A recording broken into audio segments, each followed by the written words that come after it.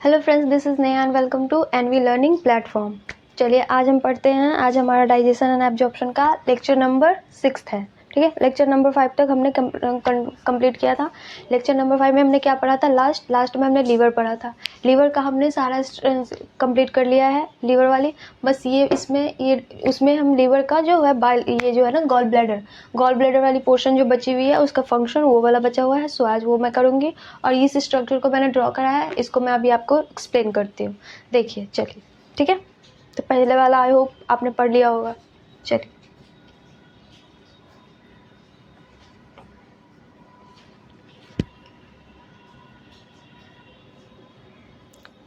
ठीक, देखिए स्टार्ट करते हैं।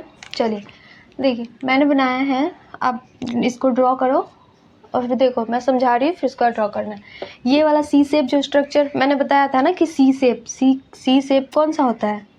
डिओडेनम, स्मॉल इंटेस्टाइन का स्टार्टिंग पार्ट जो है फर्स्ट पार्ट है वो डिओडेनम है, सी शेप। तो ये डिओडेनम हो गई। डिओडेनम से देखिए एक ना ऐसे याद कर लो कि ये है ना एक लीफ, पत्ते के जैसा रहता है। ठीक है, इसको ना जैसे कि ये यहाँ पे एक पोर्शन हो गई, यहाँ से एक पत्ता के जैसे पत्ता का वेन होता है ना, लीफ वेन मतलब पत्ते का नर्व्स, जैसे हमारा वेन है नर्व्स है जिसको नर्व्स बोलते हैं, वैसे ही लीफ का नर्व्स होता है। वैसे ही है, ये जैसे पत्ते के जैसे ही होता है। बड़ा सा एक पत्ता ले लो, किसी चीज़ के साथ कनेक्ट कर दो, वैसा ही दिखता है, लेकिन वैसे है नहीं, वैसे ही चौड़ा सा रहता है। ठीक है, तो ये लीफ वेन जो होती है वैसे ही ये एक निकली हुई है। ठीक है, और उसके ऊपर से ऐसे बना हुआ है। तो ये हमारा हो गया पैनक्रियाज, और पैनक्रियाज के बाद ये जो डक्ट दिख रहा है आपको ऊपर जो जा रहा है, तो ये जो दो डक्ट बोलेगी जाती है, वो हमारी डक्ट फ्रॉम लीवर, वो लीवर की तरफ जाती है। ठीक है, वो लीवर से आती हुई डक्ट है।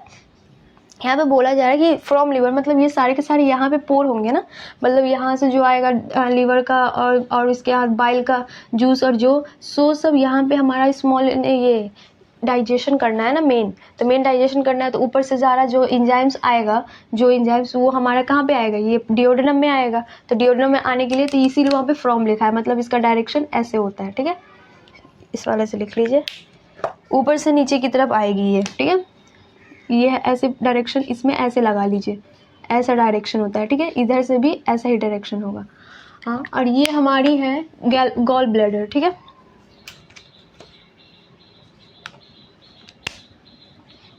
हाँ ये लिखिए, ये हमारी है, इसी को पहले ड्रॉ कर लीजिए, गॉल ब्लैडर।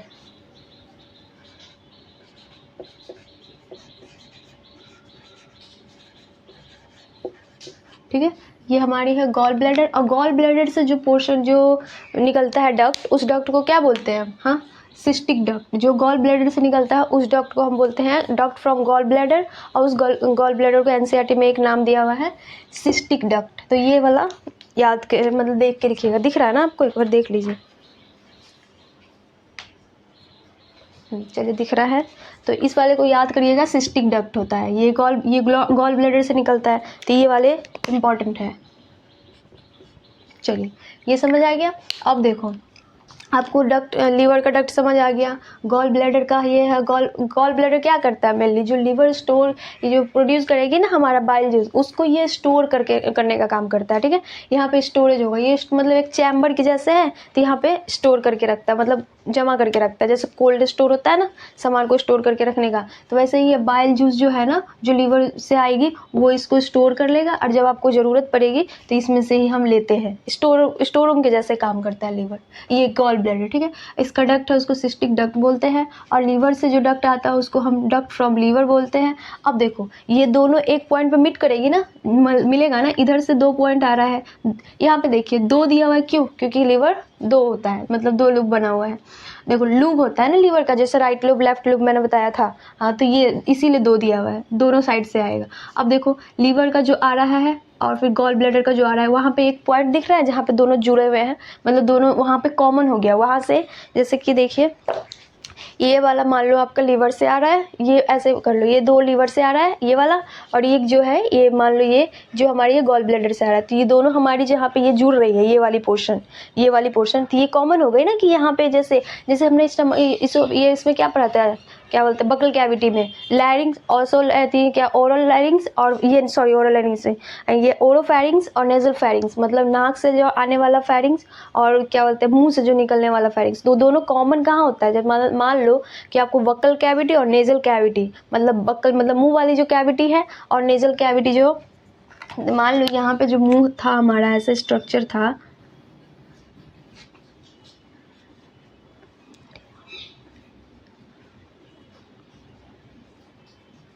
ये वाला स्ट्रक्चर था, ये आपकी माउथ हो गई, ठीक है।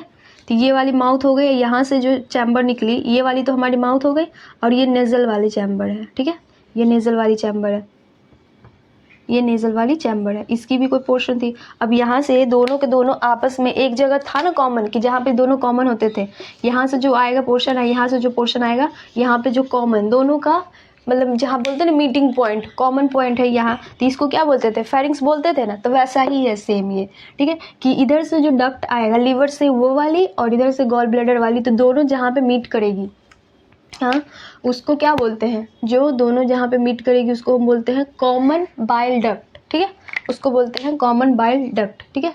नहीं, कॉमन बाइल डक्ट नहीं बोलते उसको, हाँ कॉमन बाइल डक्ट बोलते हैं उसको, ठीक है। और ये देखिए, ये कॉमन हिपैटिक डक्ट का मतलब, हिपैटिक का मतलब क्या होता है, लीवर, ठीक है, और कॉमन मतलब दो। अब देखिए दो है, राइट लोब लेफ्ट लोब, तो राइट लोब लेफ्ट लोब दोनों एक अलग, पहले तो अलग अलग से आई, फिर एक पोजीशन होगा वहाँ पे एक ही इकट्ठा हो जाएगा, मतलब दोनों का कॉमन पॉइंट होगा, तो वो कॉमन पॉइंट है जो जस्ट ऊपर है, इसके ऊपर ये, तो उसको कॉमन हिपैटिक डक्ट बोलते हैं, मतलब कि लीवर का एक कॉमन डक्ट हो गया। अब वो लीवर का कॉमन डक्ट है जो ये सिस्टिक डक्ट मतलब बाइल डक्ट से कंबाइंड होकर एक डक्ट बनाती है, मतलब एक पूरा का पूरा डक्ट, उस डक्ट को बोलते हैं कॉमन बाइल डक्ट, ठीक है। ये सिस्टिक डक्ट है, इसको आप लिख लीजिए डक्ट फ्रॉम गॉल ब्लैडर, ये वाला पोर्शन हो गया, इसी को लिख लीजिए यहाँ पे आप,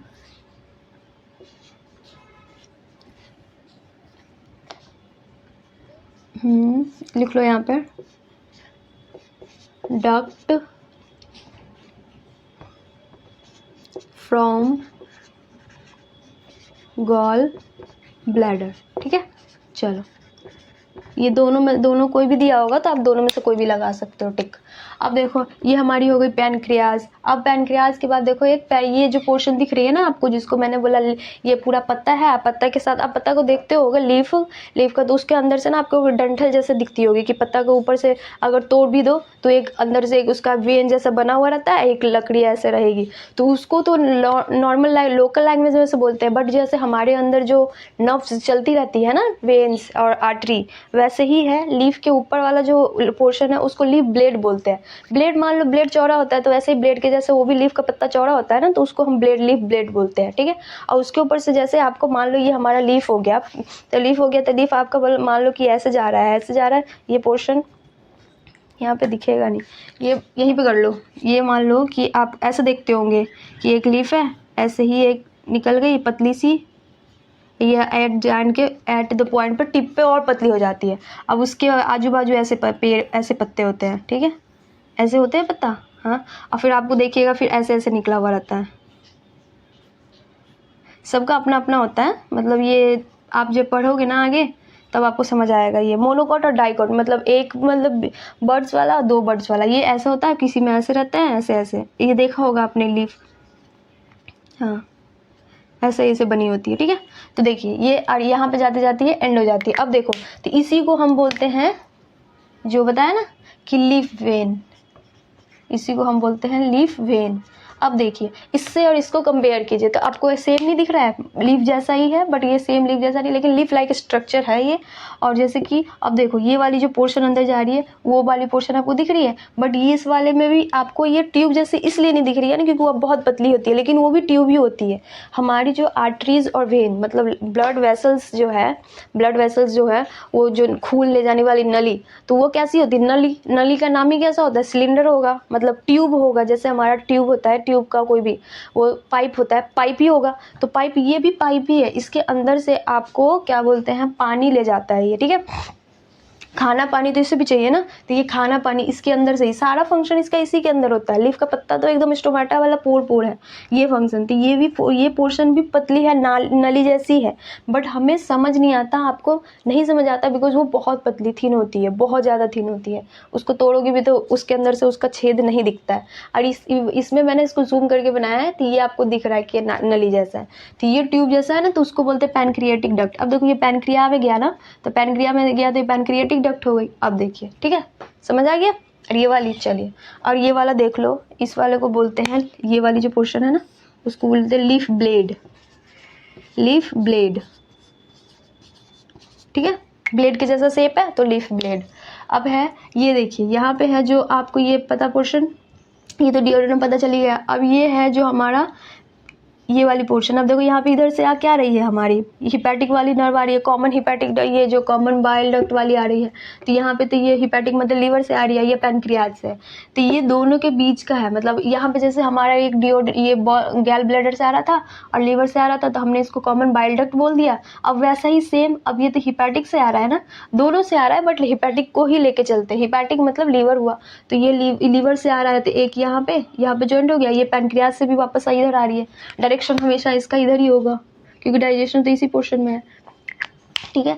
तो यहाँ पे अब एक पोर्शन हो गया, तो इस पोर्शन को हम बोलते हैं common hepatic duct, sorry hepato pancreatic duct. Hepato means liver, अब पैनक्रियाटिक मतलब पैनक्रियाज का, दोनों का डक्ट है, तो उसको बोलते हैं हिपैटो पैनक्रियाटिक डक्ट, ठीक है। चलो समझ गया। अभी देखो यहाँ पे ये एम्पुला, एम्पुला का मतलब क्या होता है, यहाँ पे मैंने लिखा है हिपैटो पैनक्रियाटिक एम्पुला, ठीक है। देखो ये है वाली है, तो पहले समझो एम्पुला का मतलब क्या होता है। देखिए जैसे कि गर्मियों में पानी पीते हैं ना, मटका वाली, हाँ, तो मटका भी बहुत तरीके की आती है। एक सुराही शेप मटका आती है ना, जिसका एकदम ऐसा गर्दन होता है एकदम सुराही जैसा, तो वैसा ही है एम्पुला, उसी को बोलते हैं। एकदम सुराही शेप जैसे होता है ना, वैसे ही। जैसे आप वहाँ ये केमिस्ट्री लैब में जाते हो कि बायो लैब में, तो उसमें आपको दिखता हो केमिस्ट्री लैब में एक सुराही शेप का बर्तन रहता है, जार, हाँ, तो वैसा ही सेम वैसा ही होता है एम्पुला। एम्पुला उसी को बोलते हैं, एम्पुला उसी शेप के किसी भी चीज़ को बोलते हैं। तो यहाँ पे जो पोर्शन है ना इसका उसी शेप का रहता है, एकदम पतला सा, एकदम सुराही शेप का रहता है, जिधर से ये निकलती है, ठीक है। तो उसी को बोलते हैं हिपैटो पैनक्रियाटिक एम्पुला, ठीक है। समझ आ गया सारे प्रोसेस आपको इसमें से। चलो ठीक है, फिर अब हमें क्या करना है, एक यहाँ पे आपको स्पिंचर, स्पिंचर क्या बताया था मैंने, लाइक दरवाजा, मतलब डोर है, वो गेट है, हाँ। तो स्पिंचर कहाँ पे होगी, एक स्पिंचर ऑफ ओडाई होती है। जैसे कि हमने ऊपर पढ़ा पाइलोरिक स्पिंचर, सबसे पहला क्या पढ़ा, गैस्ट्रो ये एसोफेगस गैस्ट्रो एसोफेजियल स्पिंचर, और उसके बाद पढ़ा पाइलोरिक स्पिंचर। पाइलोरिक स्पिंचर कहाँ पे थी, वो थी जब हम स्टमक से डिओडेनम मतलब स्टमक को एंड करते हैं और स्मॉल इंटेस्टाइन में एंट्री करते हैं, तो उस पोर्शन पे जो लास्ट पोर्शन स्टमक का लास्ट पार्ट कौन सा है, पाइलोरिक है, तो इसीलिए उसको बोलते हैं पाइलोरिक स्पिंचर, ठीक है। और वैसे ही है, अब देखो यहाँ पे एक स्पिंचर पाया जाता है, उस स्पिंचर का नाम नहीं लिखा था मैंने, इसको रब्द कर देती हूँ। देखो इसको बोलते हैं, इस लीफ को भी नोट करोगे, ठीक है। चलो फिर, नहीं तो फिर प्रॉब्लम, थोड़ा बड़ा लिखना पड़ेगा ना, स्पिंचर ऑफ ओडाई, ठीक है, स्पिंचर ऑफ ओडाई। एक क्वेश्चन कराया था मैंने, उसमें दिया था ना sphincter of Oddi means Audi, ऐसे आप याद लर्न कर लो, स्पिंचर ऑफ ऑडी, ऑडी की स्पिंचर, उसको ओडाई बोलते हैं, ऑडी बोलते हैं, जो बोलना है बोलो। तो ये वाली जो है, अब बोलेगा स्पिंचर ऑफ ओडाई कहाँ पाया जाता है, तो हिपैटो पैनक्रियाटिक डक्ट के पास, मतलब यहाँ से हमारी पैनक्रिया की जितनी भी सिक्रीशन होगी और लीवर और गॉल ब्लैडर की जितनी भी सिक्रीशन होगी, वो जाके डिओडेनम में पोर होगा। पोर होने का मतलब है गिरेगा, वहाँ पे आके गिरेगा, वहाँ पे स्टोर होगा, मतलब गिरेगा, उसको बोलते हैं। और उसको जो कंट्रोल करेगी तो उसको बोलते हैं स्पिंचर ऑफ ओडाई, ठीक है। चलिए ठीक है, नोट कर लो।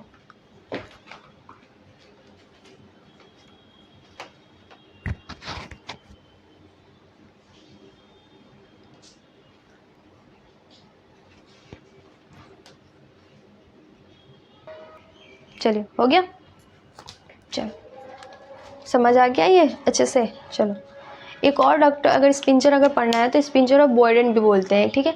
बॉयडेन, स्पिंचर ऑफ बॉयडेन बोलते हैं, ये कॉमन हिपैटिक डक्ट के पास, कॉमन बाइल डक्ट के पास होता है ना, उसी को हम स्पिंचर ऑफ बॉयडेन बोलते हैं। लिख लो, वैसे क्वेश्चन में पूछ देगा, तो ये मैं इधर रब कर दे रही हूँ।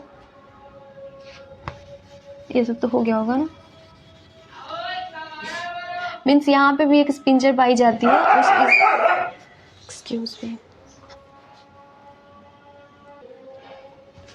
यहाँ पे भी एक स्पिंचर पाई जाती है। उस स्पिंचर को क्या बोलते हैं? Sphincter of Boyden. इसको बोलते हैं स्पिंचर ऑफ बॉयडेन, ठीक है, स्पिंचर ऑफ बॉयडेन लिख लीजिए वो। तब तक मैं इधर रब कर रही हूँ।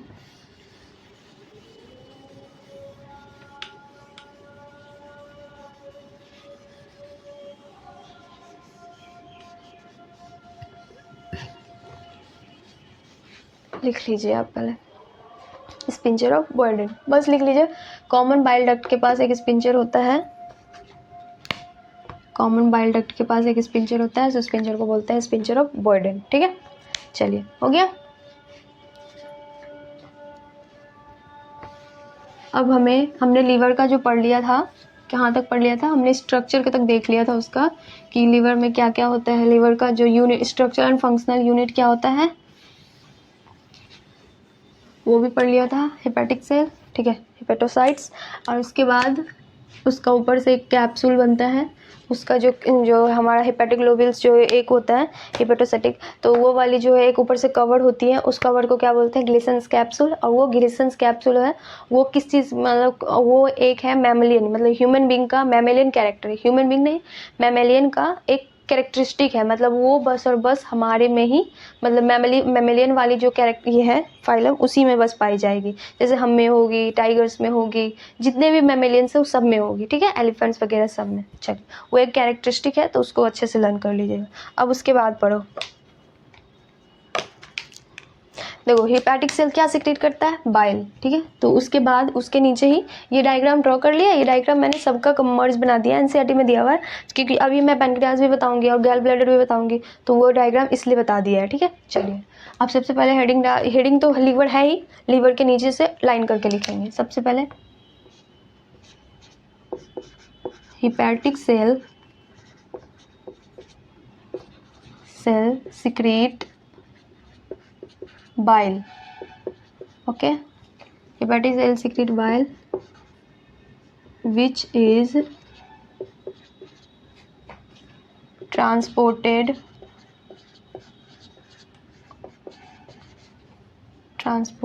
to, कहाँ जाता है हेपेटिक सेल? गॉल ब्लैडर में, गॉल ब्लैडर में जाएगा, क्योंकि स्टोर तो ही होगी ना through duct from liver, hepatic duct from liver को मतलब क्या लिख सकते हो आप? Hepatic duct.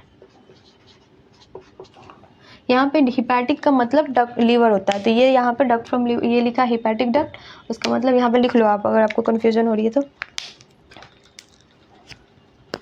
यहाँ पे लिख लो hepatic duct from liver, duct from liver से डक्ट निकलता है, उसी को बोलते हैं। ठीक है, अब देखिए गॉल ब्लैडर क्या है? यहाँ पे हेडिंग डाल लो, एक छोटा सा पॉइंट है तो उसका गॉल ब्लैडर। ब्लैडर का मतलब ही क्या होता है कि एक बैग लाइक स्ट्रक्चर है, जो थैली होती है ना, थैली की जैसे स्ट्रक्चर होगी। ठीक है, उसी को बोलते हैं गॉल ब्लैडर। ठीक है, जैसे अभी है ना एक ये आता है, क्या बोलते हैं उसको, बैग आती है जो हॉट वाटर बैग आती है ना जो, हाँ, तो वो कहीं आपको पेन वेन हो रहा है तो उस पर पानी रखते तो रिलैक्स होती है, सेम है, उसी को बोलते हैं, वो ब्लैडर जैसा ही है। और वो देखो वो बना भी किस चीज़ का रहता है? ऐसा रबर का बना होता है ना, तो वैसे ही है। तो मान लो उस रबर की जगह पे क्या होगी? हमारी स्किन होगी। और ये गॉल ब्लैडर वो क्या होती है? फ्लेक्सिबल होती है। क्या होती है ना, उसमें जितना पानी डालो एक रेशियो तो वो फूल के ना बड़ा हो जाता है, तो वैसा ही है हमारा गॉल ब्लैडर भी। लेकिन एक कैपेसिटी होती है हर चीज़ की स्टोर करने की, उससे ज़्यादा अगर आप स्टोर करोगे तो वो प्रॉब्लम हो जाएगा उसके लिए, वो बर्स्ट कर सकता है या फिर फंक्शन तो करेगा नहीं, क्योंकि है तो मसल्स ही ना, वो स्केलेटन नहीं है ना कि वो कितना भी करोगे तो नहीं, हार्ड नहीं है, मसल्स है। तो थोड़ी देर के लिए थोड़ा बहुत ज़्यादा से ज़्यादा किसी भी चीज़, जैसे बलून है, मान लो कि बलून है, एक कैपेसिटी तक ही तो उसमें हवा भर सकते हो, एक कैपेसिटी से ज़्यादा उसमें अगर हवा भर दो तो क्या होती है, बर्स्ट कर जाती है। तो वैसे यही है। तो ये गॉल ब्लैडर क्या होता है, एक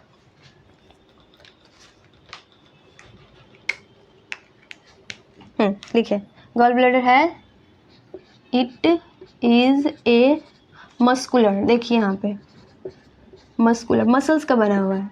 it is a muscular sac, it is a muscular sac like structure.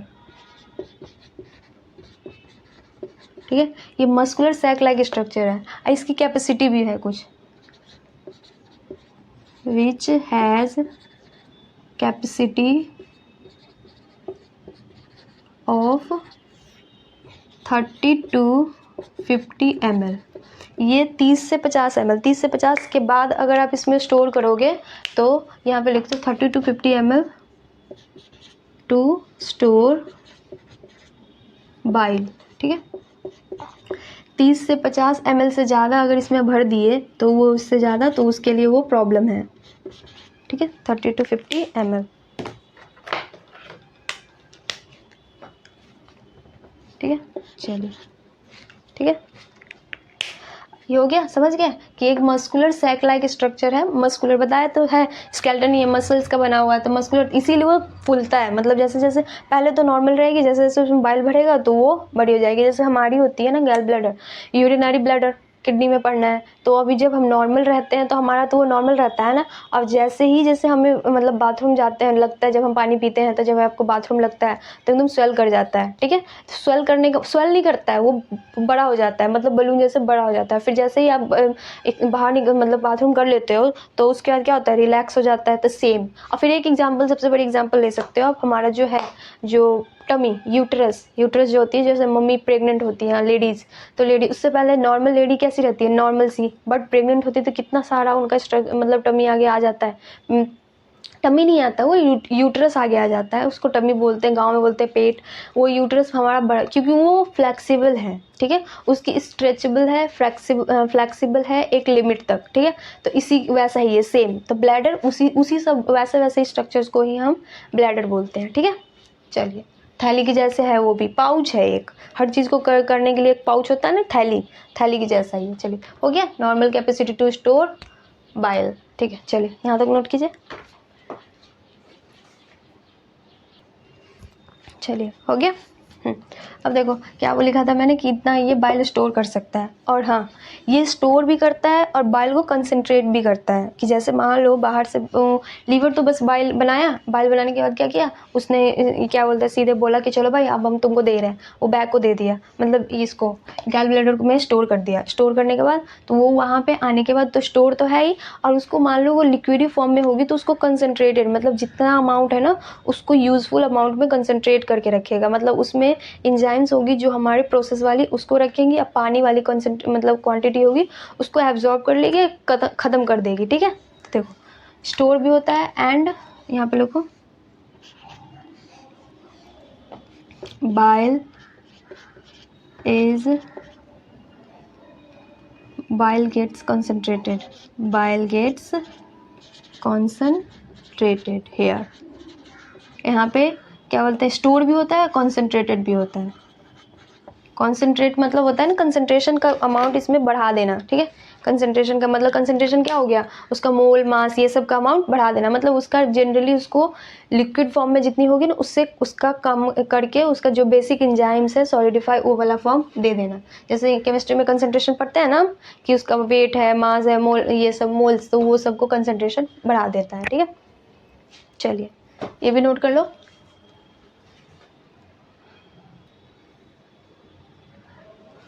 हो गया, चलो फिर अब है वही सब जो मैंने बताया ना, उसको मैं लैंग्वेज में लिखवा रही हूँ। बिकॉज आप मतलब एग्ज़ाम दोगे तो बोर्ड में, तो इसके लिए लैंग्वेज भी ज़रूरत है ना, बोर्ड में एग्ज़ाम पूछ लेगा आपसे। तो उसी जो मैंने आपको उस डायग्राम में बताया सेम मैं इसमें लैंग्वेज में आपको लिखवा रही हूँ। उसमें कुछ भी चेंजेस नहीं है। अब देखो, डक्ट फ्रॉम गॉल ब्लैडर,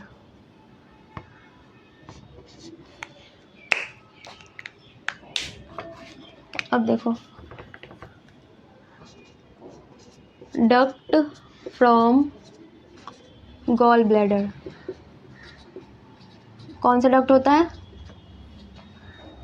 उसको सिस्टिक डक्ट बोलते हैं। Cystic duct along with duct of liver, ठीक है, मीन्स हिपैटिक डक्ट।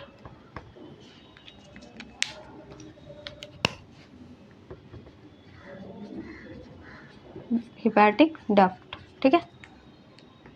चलिए ठीक है, उसको सर्कल कर लो। ये भी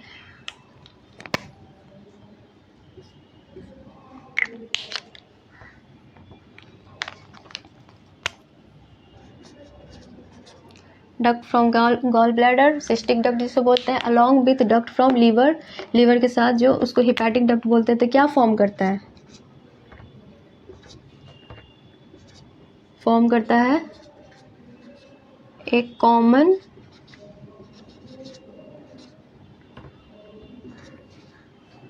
bile duct. Common bile duct बनाता है ना, जहाँ पे हम क्या था, स्पिंजर ऑफ बॉयडेन, यहाँ यहीं पे लिख लो, where a sphincter of suppose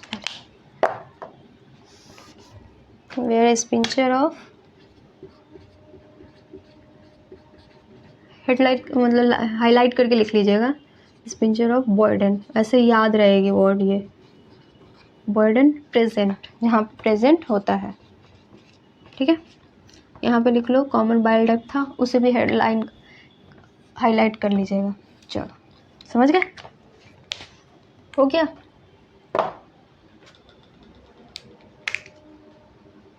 लिखिए।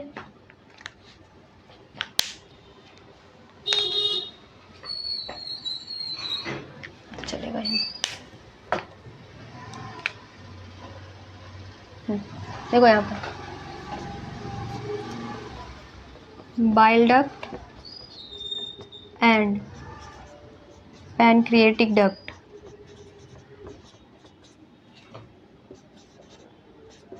are open together and form hepatopancreatic duct, ठीक है। यहाँ से कॉमन बाइल डक्ट और ये क्या बोलते हैं पैनक्रिएटिक डक्ट आएगी दोनों, इधर से जो बताता है ना, इधर से पैनक्रिएटिक डक्ट आएगी, लीफ लाइक स्ट्रक्चर से, इधर से बाइल डक्ट है और कॉमन बाइल डक्ट भी यहाँ लिख लो। अगर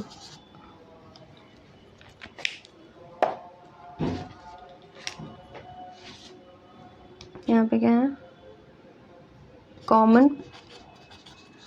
common bile duct and pancreatic duct are open together, हाँ, एंड फॉर्म हिपैटोपैनक्रिएटिक डक्ट। और ओपन टुगेदर कहाँ होता है, ये भी पोजीशन पूछ लेगा आपसे। ओपन टुगेदर इन, अब बोलेगा कि स्मॉल इंटेस्टाइन के कौन से पोर्शन में होता है, तो ये भी तो याद करनी पड़ेगी ना। इन डिओडेनम में एंड फॉर्म हिपैटोपैनक्रिएटिक डक्ट, हाँ। अब विच इज गार्डेड बाय, यहीं पे लिख लो, डक्ट विच इज गार्डेड, दिख रही है क्या?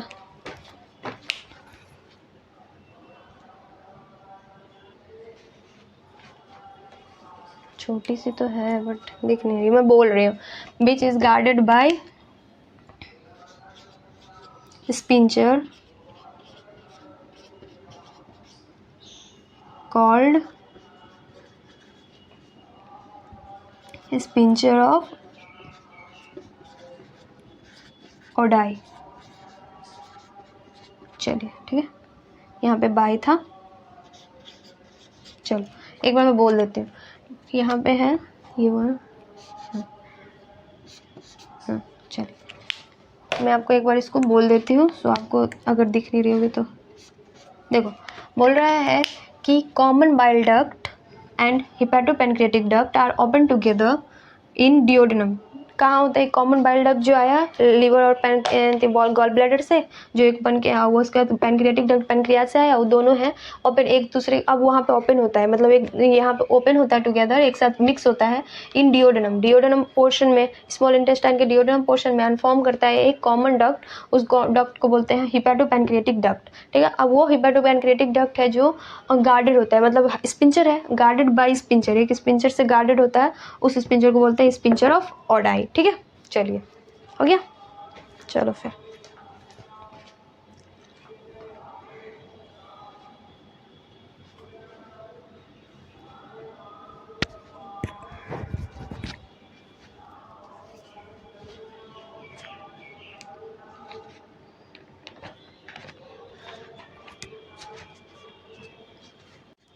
हो गया। चलिए ऐसे ही मतलब आप पैनक्रियाज का भी लिख लो, पैनक्रियाज का भी मैंने बता तो दिया, बट उसको लैंग्वेज में लिखना है, और उसको कुछ ग्लैंड्स है और सिक्रीशन, तो यही कर लो, पैनक्रियाज हेडिंग डालिए।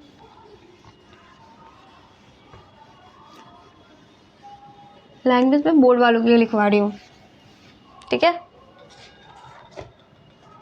लेके हमें सबको चलना है ना, तो इसीलिए चलिए सबसे पहले रहेगी पैनक्रियाज, लिखिए पैनक्रियाज।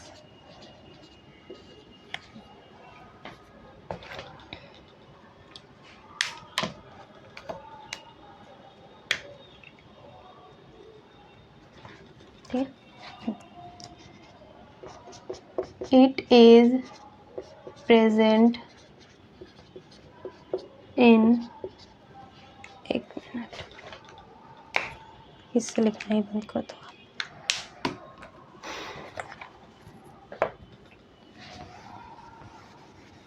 चलिए लिखिए पैनक्रियाज का, इट इज प्रेजेंट बिटवीन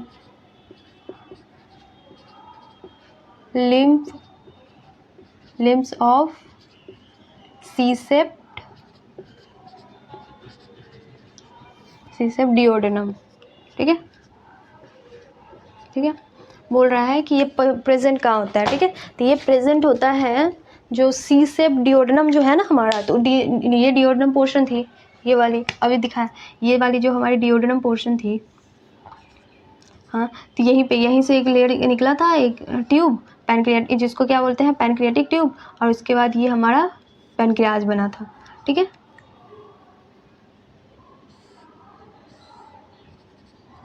ऐसे ही कुछ बना था ना पैनक्रियाज। चलिए, तो ये है, तो यहाँ से निकला डिओडेनम के सी सेप ट्यूब है, उससे निकला। लिम्फ का मतलब क्या होता है, जैसे कि फोर लिम्फ, फाइव और हाइंड लिम्फ। लिम्फ का मतलब जो इसको हम फोर लिम्फ बोलते हैं, और इसको पैर को हम हाइंड लिम्फ बोलते हैं ना। हाइंड मतलब भाग, वो उसका भाग है, एक भाग है, जैसे ये हमारे हाथ हमारे बॉडी का एक पार्ट है ना, पार्ट पोर्शन मतलब एक भाग है, तो उसी को बोलते हैं लिम्फ बोलते हैं। ठीक है, चलिए मतलब ये डिओडेनम सी सेप डिओडेनम है, उसके एक भाग से निकलता है पैनक्रियाज। ठीक है, अब देखो ये क्या है, ये मिक्स्ड ग्लैंड है ये। ठीक है, मिक्स्ड ग्लैंड किसे बोलते हैं, इट इज हेटेरोक्राइन, इसको हेटेरोक्राइन लिखो, और कंपाउंड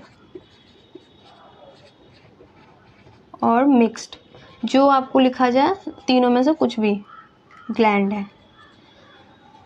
देखो इसमें क्या है कि हेट्रोक्राइन है, मीन्स इसमें एक्सोक्राइन और एंडोक्राइन दोनों ग्लैंड्स होंगी। हाँ, कंपाउंड का मतलब वही हो गया। अब मिक्स्ड का मतलब यही है कि दोनों एक्सोक्राइन और एंडोक्राइन दोनों ग्लैंड होगी। अब देखो एक्सोक्राइन ग्लैंड क्या है और एंडोक्राइन ग्लैंड क्या है। एक्सोक्राइन ग्लैंड किसे बोलते हैं, जो हमारा ग्लैंड है, एक्सोक्राइन ग्लैंड वो ग्लैंड है जिसको अपना सिक्रीशन रिलीज करने के लिए डायरेक्ट बॉडी में अपना सिक्रीशन रिलीज नहीं करता। सिक्रीशन मतलब जो पोर्शन, जैसे कि एक्सोक्राइन है एंजाइम सिक्रीट करता है, और एंडोक्राइन ग्लैंड है जो हमारा हार्मोन सिक्रीट करता है। तो एंडोक्राइन ग्लैंड है हार्मोन सिक्रीट करता है ना, तो उसको डक्ट नहीं चाहिए। जैसे डक्ट है ना, अभी हम लोग डक्ट पढ़ रहे थे, इतना हिपैटोपैनक्रियाटिक डक्ट पढ़ा हमने, बाइल डक्ट पढ़ा, तो वो बाइल डक्ट का मतलब ट्यूब। ठीक है, तो क्या है कि बाइल स्टोर हुई लीवर में, क्या कहते हैं गल ब्लैडर में।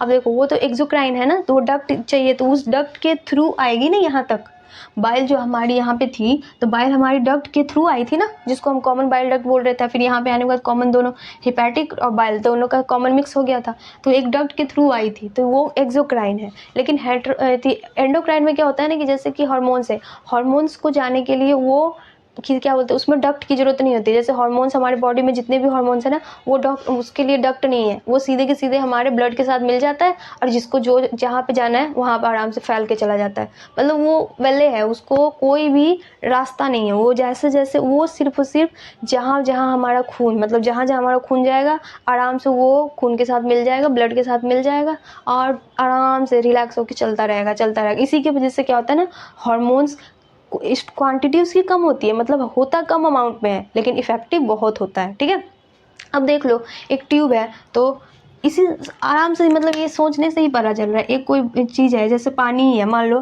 कि आप एक ट्यूब है, ये वाली ट्यूब हो गई, देखो ये वाली ट्यूब हो गई।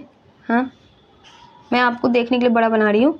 ये ट्यूब हो गई और ये और एक कुछ नहीं है, एक ट्यूब नहीं है। हमने पानी यहाँ पे क्या करा कि मान लो यहाँ पे हमारा टैप है, नल, ठीक है, ये नल है, ठीक है, यहाँ से हमारा टैप लगा हुआ है। अब टैप है, अब पानी यहाँ से, ये ट्यूब है, ट्यूब के थ्रू पानी भेजोगे। अब बताओ कि ट्यूब के यहाँ पे एक, यहाँ पे भी ये टैप है, ये टैप यहाँ पे भी है, यहाँ से भी पानी गिर रहा है, हाँ, और यहाँ से भी पानी गिर रहा है। चलिए बताइए, और ये ट्यूब इसके अटैच्ड है, मतलब ये है ना पूरा फिक्स्ड है यहाँ तक। मान लो कि जैसे हम करते हैं ना कि पूरा बॉटल, किसी भी बॉटल को घुसा देते हैं, जो नल होता है हमारा, उसमें नल में जाने वाला जो वाटर बोतल है उसका ये चला जाता है ना, तो ये मान लो ऐसे करके रख दिया हमने इस ट्यूब को। ठीक है, हाँ, अब देखो ये है, अब ये वाटर है, जो मैं ब्लैक से कर रही हूँ वो वाटर है, हाँ। तो ये वाटर क्या होगा, ये वाटर इस वाले पोर्शन में नहीं जाएगी ना, इस वाले पोर्शन में नहीं जाएगी। ये क्या होगी कि ये ट्यूब जहाँ पे ये ओपन, ये वाला पोर्शन, ये जहाँ खुलेगा, जिस पोर्शन में मान लो यहाँ पे हमने एक ट्यूब लगाई थी और यहाँ पे हमारा वो क्या बोलते हैं उसको, मान लो ये आपका बगीचा है जहाँ पे आपको पानी देना है, क्या बोलते हैं उसको, किसान जो पेड़ पर आपने सब्जी उगाई हुई है, तो ये सब डायरेक्ट क्या होगा कि इधर इधर पानी ना जाके ये सीधे सीधे सीधे सीधे आपके बगीचे में पानी गिरेगी।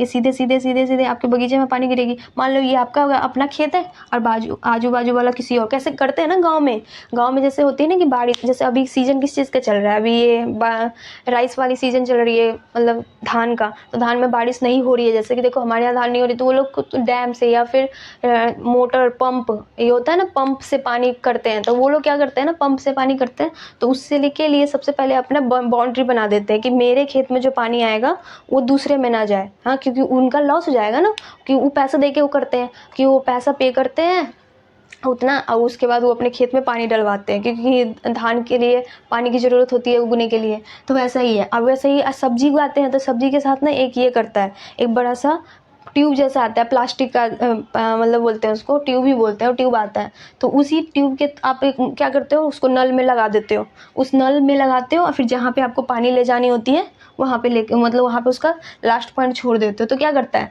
कि मान लो बीच में लीकेज नहीं है जैसे कि, तो क्या होगा, वो डायरेक्ट नल से पानी आएगी और जहाँ पे आपके खेत है वहाँ पर डायरेक्ट जाएगी। इधर इधर किसी का खेत है क्या है कोई मतलब नहीं है, कुछ भी मतलब नहीं है। अब देखो एक क्या है कि यहाँ पे इन्होंने सीधे नल खुला छोड़ दिया, कि मान लो जैसे हमारा सावर, पानी का जो सावर होता है ना, नहाने वाला झरना, देखो जैसे कि झरना, अब उसने ऊपर नल को, आपने नल इसको खुला छोड़ दिया, तब क्या होगी, अब इसके रेज में जितनी भी जाएगी, जितने भी होंगी वो सारे में जाएगा, वो सारे में जाएगा नहीं, इस सब में जाएगा, इस सब को लग जाएगा, हाँ। तो इसकी क्वांटिटी क्या है, अगर थोड़ा, दोनों की क्वांटिटी सेम ही है, हाँ, मान लो इसका भी थोड़ा सा पानी था, इसका भी थोड़ा सा पानी था, लेकिन एरिया ज़्यादा कवर कौन किया, ये वाला ना, एरिया ज़्यादा कवर ये वाला किया। इसका तो क्या है, ये सेम एरिया इतना ही है, बाहर यहाँ जाने के बाद एरिया फैल गया, लेकिन यहाँ तो स्टार्टिंग से ही इसका एरिया फैला, इसका तो आजू बाजू वालों को भी पानी मिल गया।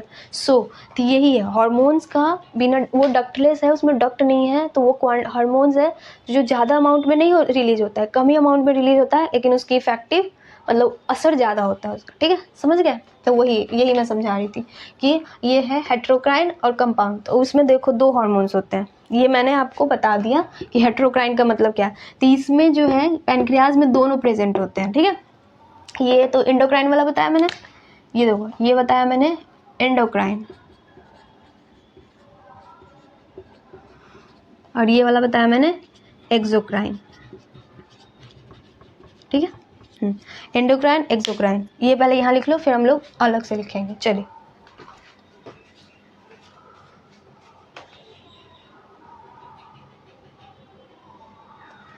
यहाँ पे ये लिख लो कि डक्ट प्रेजेंट और डक्ट एब्सेंट। यहाँ पर डक्ट क्या है हमारा, डक्ट प्रेजेंट, डक्ट थी ना इसमें, इसमें है डक्ट एब्सेंट। चलो यहाँ तक लिखिए।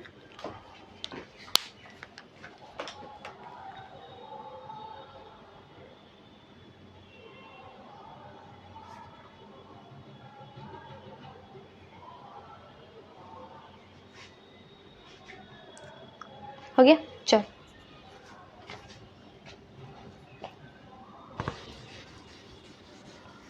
चलो। इसमें होता भले ही दोनों है, मतलब एक्सोक्राइन और एंडोक्राइन दोनों होता है, बट मैक्सिमम अमाउंट में इसमें एक्सोक्राइन होता है। मीन्स 99% एक्सोक्राइन के जैसे ही इसका एक्सोक्राइनिक फॉर्म ही वर्क करता है। हाँ, तो हेटेरोक्राइन का मैंने बस इसके लिए लिखवा रही हूँ, मैं अलग से नहीं लिखवा रही हूँ। सो देखो, हेटेरोक्राइन, इसमें था एक एक्सोक्राइन और यहाँ पे है एक एंडोक्राइन। चलिए, ठीक है। एक्सोक्राइन क्या है इसका, ये डक्ट प्रेजेंट होता है, ये भी लिख लो, डक्ट प्रेजेंट होगी इसमें, इसमें डक्ट एब्सेंट होगा।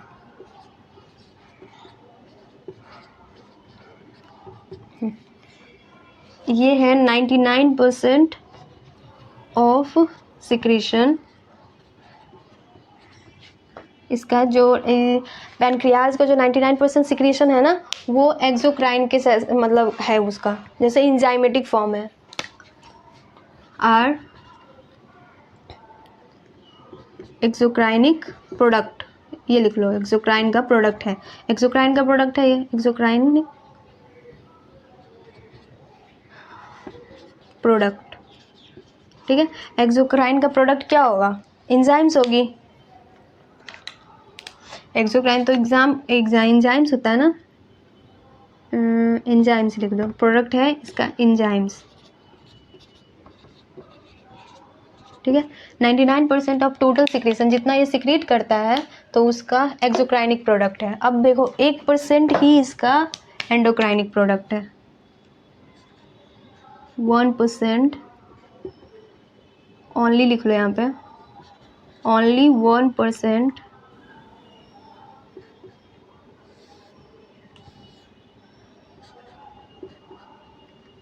only 1% of total secretion are endocrinic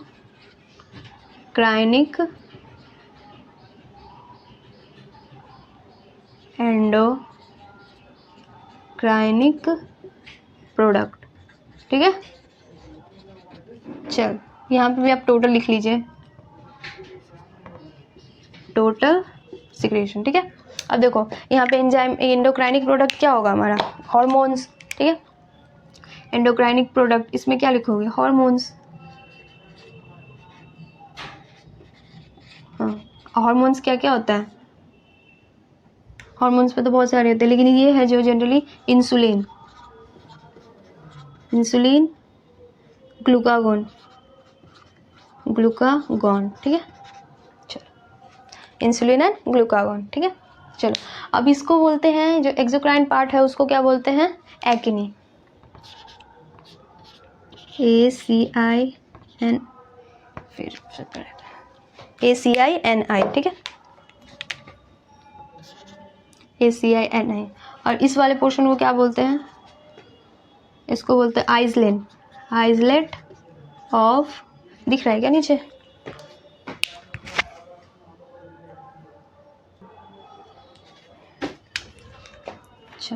ठीक है, इसको बोलते हैं आइसलेट ऑफ लैंगर हैंस। चलो ठीक है, समझ गया, चलो ये नोट कर लो, यहाँ पे है कंपाउंड भी लिख लेना, कंपाउंड और मिक्स्ड, जो तीनों लिखवाया ना वो तीनों में से लिख सकते हो कोई भी। ग्लैंड, ग्लैंड लगा लो, नहीं तो पता चलेगा।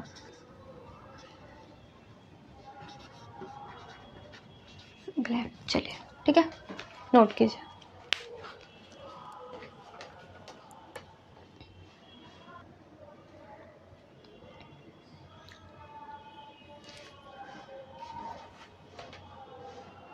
चलो हो गया, चलिए फिर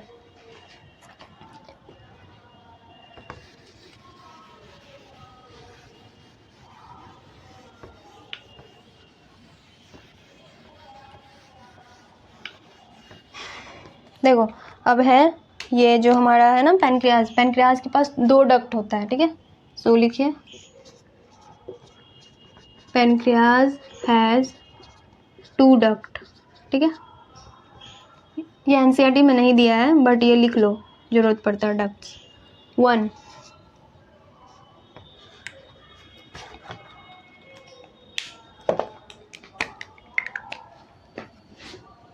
है डक्ट ऑफ सैंटोरिनी, ओके।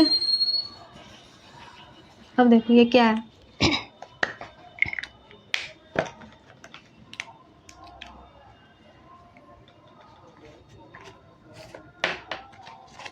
यहाँ पे लिखिए, इट इज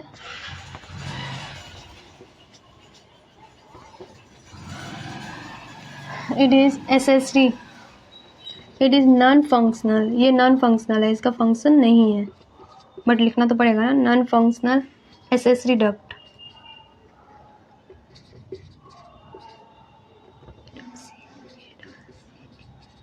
एसेसरी डक्ट, ये है नॉन फंक्शनल एसेसरी डक्ट है।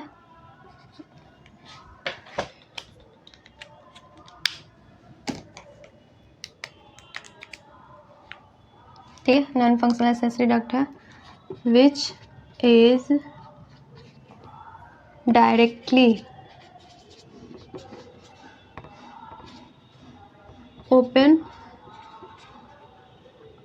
opening into, which is directly open into duodenum, ठीक है। ये इसको, ये है नॉन फंक्शनल, इसमें मतलब इससे हमारी जो एंजाइम्स है, एंजाइम इससे सिक्रेट नहीं होती, मीन्स इस डक्ट, पैनक्रियाज तो होती है लेकिन इस डक्ट से कैरी नहीं होती, ये क्या करता है, नॉन फंक्शनल है। ऐसे ही ये डायरेक्टली डिओडेनम में पोर हो जाएगा, मतलब डायरेक्टली डिओडेनम में इसका डक्ट खुल जाता है, इसमें कोई ये नहीं है। अब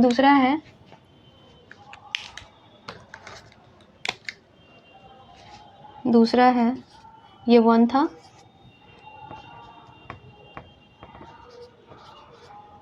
नीचे आएगा नहीं लेकिन चलो आप ये इतना ही नोट करो।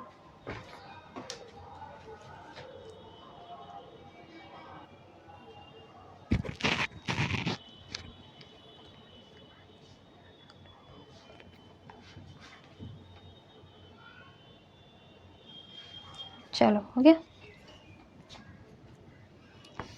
नंबर 2 लिखिए, duct of विर्संग,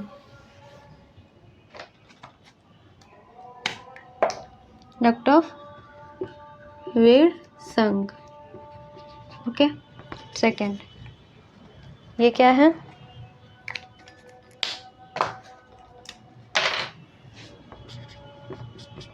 it is functional, ये फंक्शनल होता है, it is functional pancreatic duct,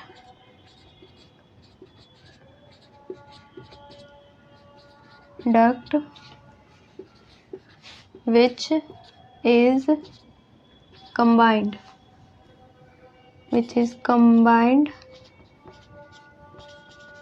with common bile duct, okay. Common bile duct के साथ ये कंबाइन होता है duct and form hepatopancreatic duct, okay. ये है कॉमन बाइल डक्ट है। और ये जो अभी देखो, ये तो हो गई, ये कॉमन बाइल डक्ट, ये फंक्शनल है, मतलब ये सिक्रीट करेगी एंजाइम सिक्रीट करेगी, और वो क्या करेगा, फिर ये कॉमन बाइल डक्ट जो आएगी गॉल ब्लैडर और लीवर से, उससे कंबाइन होके अपने आप को कंबाइन करके एक कॉमन हिपैटोपैनक्रियाटिक डक्ट बनाएगी, ठीक है। अब फंक्शनल है तो ये सिक्रीट क्या करेगी, एंजाइम्स।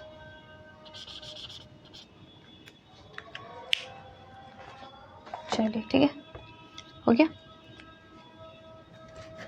यहाँ पे फंक्शनल लिख लो,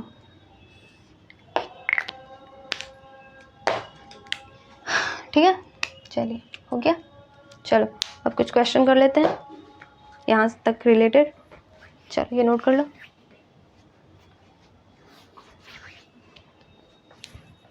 चलिए हो गया, चलो ठीक है। सो एक लिख लीजिए, इसमें है पैनक्रियाज का हेटेरोक्राइन है ना, इंडोक्राइन। पैनक्रियाज का हेटेरोक्राइन पढ़ा हमने, उसमें पढ़ा कि हेटेरो में एक एक्सोक्राइन है एक इंडोक्राइन है। तो हार्मोन्स वाली जो है ना एंडोक्राइन, तो एंडोक्राइन्स में वो कुछ मतलब 3 सेल्स होते हैं, वो सेल्स वाले पढ़ लेते हैं। देखिए यहाँ पे पैनक्रियाज का सबसे नंबर 1 पे है, 3 प्रेजेंट इन, ये लिखो, इन एंडोक्राइन सेल,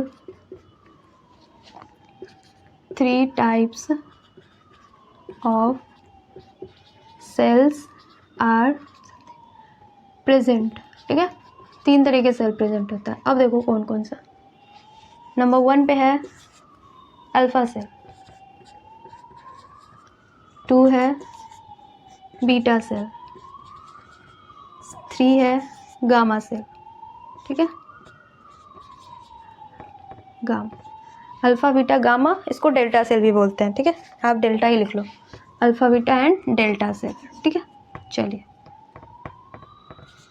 ये तीनों सेल आप पहले लिखो, फिर इसका हम अलग अलग एक एक करके पढ़ेंगे, ठीक है। चलो नीचे एक आ जाएगा, मैं नीचे लिख देती हूँ, तब तक आप वो लिखो। हाँ ये सबसे पहले, ये क्या रिलीज करता है, ये रिलीज करता है, ये रिलीज करता है हमारा ग्लूकागॉन, ठीक है। ये रिलीज करता है इंसुलिन, ये सारे हार्मोन्स है ना, ग्लूकागॉन इंसुलिन, हाँ तो ठीक है। चलिए ये है रिलीज करता है सेरोटोनिन, ओके। चलिए ये हो गया, यहीं पे आ जाएगा अगर लिख लेंगे तो। ये जो ग्लूकागॉन क्या करता है, ये हमारे ब्लड ग्लूकोज लेवल को इंक्रीज करता है, ठीक है। तो यहाँ पे लिख लो, यहाँ पे लिख लीजिए, आ जाएगा। तो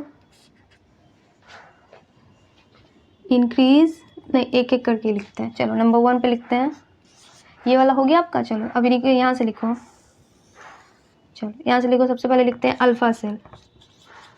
अल्फा सेल में जो हमारा था, हमने अल्फा सेल तो पढ़ लिया ना कि ये रिलीज क्या करता है, अल्फा सेल लिख लिए। अब चलिए नीचे लिखिए उसके,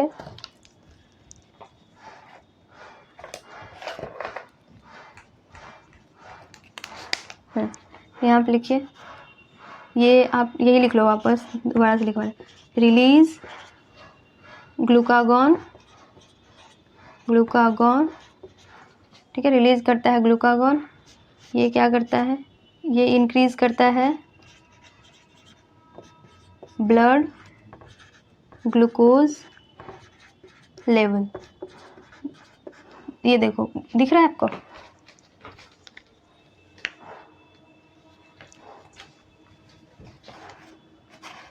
ये लिखो आप, ये नीचे छोड़ दीजिए, पहले ऊपर का लिख लो फिर नीचे मैं बताऊंगी। चलो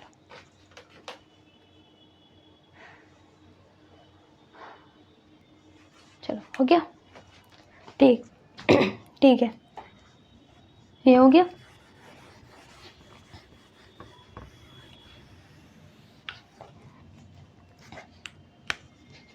यहाँ पे लिखिए एक्सक्यूज मी, अल्फा सेल, ये है बीटा सेल एंड ये है हमारा डेल्टा सेल, ठीक है।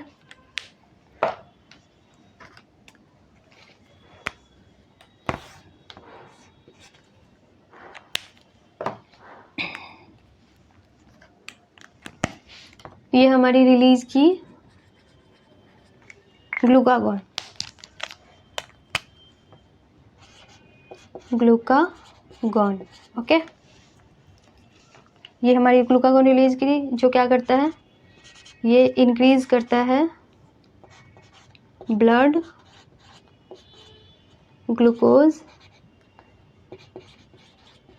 लेवल, ब्लड में ग्लूकोज की लेवल इंक्रीज कर देगी, ठीक है। उसको बोलते हैं हाइपर ग्लाइसेमिया,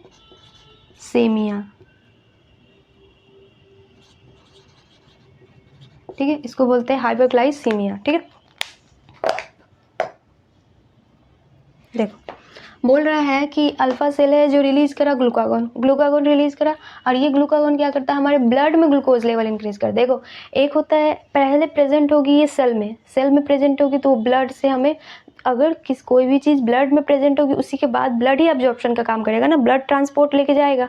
अब ब्लड ट्रांसपोर्ट में का काम करेगा तो जिस सेल को ज़रूरत है वहाँ तक ब्लड के साथ साथ क्या हो जाएगा, ये हमारा ग्लूकोज भी चला जाएगा, क्योंकि ब्लड में ग्लूकोज लेवल इंक्रीज करा है तो ब्लड जहाँ जहाँ जाएगी वहाँ इन हाई लेवल पर ग्लूकोज चला जाएगा साथ साथ, और उस वहाँ पे जहाँ पे ग्लूकोज की ज़रूरत होगी वहाँ पे चला जाएगा, और उसके साथ साथ एक्सेस भी चला जाएगा। सो लिखा हुआ हाइपर, हाइपर का मतलब पता है आपको, जैसे हाइपर टेंशन, मतलब बहुत ज़्यादा टेंशन नहीं हो जाता है बंदों को, हाँ, तो हाइपर लिखा हुआ देखिए, ये लिखा हुआ है हाइपर, हाइपर मतलब बहुत ज़्यादा, बोलता नहीं कि ये बंदा बहुत हाइपर है, मतलब बहुत ज़्यादा टेंशन लेता है। हाइपर मतलब बहुत जल्दी गुस्सा आ जाता है, वो लेवल पे हाइपर, मतलब हाइपर मतलब ज़्यादा, हाइपो और हाइपर, हाइपर मतलब होता है ज़्यादा, हाइपो मतलब कम, तो ठीक है। ये हाइपरग्लाइसेमिया मतलब ब्लड में हमारे ग्लूकोज का लेवल ये ज़्यादा कर देता है, तो उसको हम हाइपरग्लाइसेमिया बोलते हैं, ठीक है।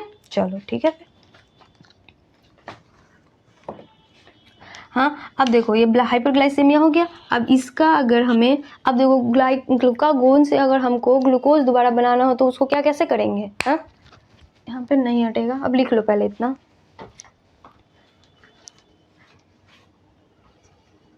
इधर का भी लिखवा देती हूँ फिर साथ में नोट कर लीजिएगा। अब देखो ये क्या रिलीज करता है हमारा, बीटा सेल जो हमारा है, इसका मैं बाद में थोड़ा लिखवाऊंगी। इस बीटा सेल हमारा रिलीज करता है इंसुलिन, बीटा सेल हमारा रिलीज करता है इंसुलिन, ठीक है। इंसुलिन सिक्रेट करती है, और इंसुलिन क्या है, ये ब्लड ग्लूकोज लेवल को डिक्रीज कर देता है, ये डिक्रीज करता है ब्लड ग्लूकोज लेवल, ठीक है। ये ब्लड ग्लूकोज लेवल को डिक्रीज कर देते, तो ये क्या होगा, तो ये हो जाएगा हमारा हाइपोग्लाइसीमिया, ठीक है। देखो समझ आ गया, चलिए ये वाला देखिए, ये हाइपो है और यहाँ पे ये हाइपर था, सो ये वाला ध्यान रखिएगा, ठीक है। चलो ठीक है। अब डेल्टा सेल, डेल्टा सेल क्या करेगा हमारा, ये सिक्रीट क्या करता है,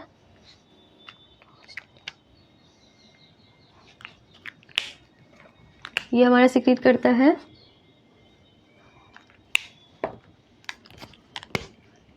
ये रिलीज करता है सोमैटोस्टेटिन, ठीक है। सोमैटोस्टेटिन नाम की हार्मोन होती है, सोमैटोस्टेटिन, सोमैटोस्टेटिन, हाँ। इसका क्या फंक्शन है, ये इसका ये ना इनहिबिटरी फंक्शन इनहिबिट करता है, मतलब ये रोल इनहिबिशन का जैसे रोल करता है, जैसे कि ये ब्लड को ग्लूकोज लेवल बढ़ा देगा, ये हमारा जो अल्फा सेल ग्लूकोज लेवल को बढ़ा देगा, बीटा सेल ग्लूकोज लेवल का कम कर देगा, ब्लड में सारे के सारे ब्लड को लेके चल रहे हैं, तो ये जो होता है ना, ये दोनों के दोनों, जैसे अल्फा सेल और बीटा सेल दोनों को इनहिबिट कर देगा, दोनों को मतलब दोनों का फंक्शन को इनहिबिट कर देता है, ठीक है। देखो यहाँ पे लिख लो, inhibit the secretion of alpha cell and beta cell, inhibit the secretion of alpha cell and beta cell, ठीक है। अल्फा सेल और बीटा सेल दोनों के सेल का मतलब जो काम कर रहा है उसको बंद कर देगा, मतलब उसको रोक लगा देगा, रोक लगाने का काम यही करता है, ठीक है। ये हो गया, चलिए यहाँ तक नोट कीजिए, फिर इस दोनों में कुछ बचा हुआ है मैं लिखवा दूँगा।